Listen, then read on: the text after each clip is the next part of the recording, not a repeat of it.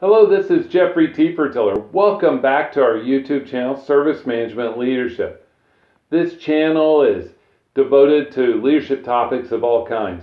And today's video is a service management leadership video. And it has to do the topic of granularity in your configuration items for your configuration management process. And here's the business decision. This is why I say it's leadership. The deeper we go with our granularity of our CIs means we'll talk about that in just a minute. But the deeper we get in our granularity, the more it costs us.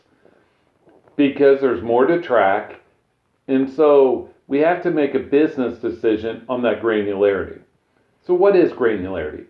Granularity is, let's look at a network device, a router. A router may have 12 ports. I'm just making this up. 12 ports, and we have cards in each one of them.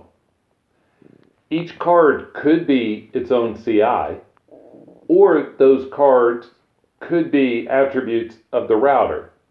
If we're talking granularity, then each one of those cards is a CI. So now, instead of one router as a configuration item, we have 13. Do you see why this costs more now?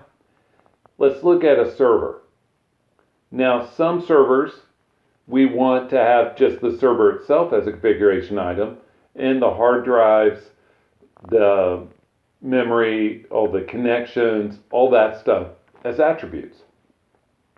There may be some that are very strategic, and they have typical network devices that we want to call configuration items because we want to track what version they're on in terms of firmware, when they've been replaced, when we've had incidents, all that fun stuff.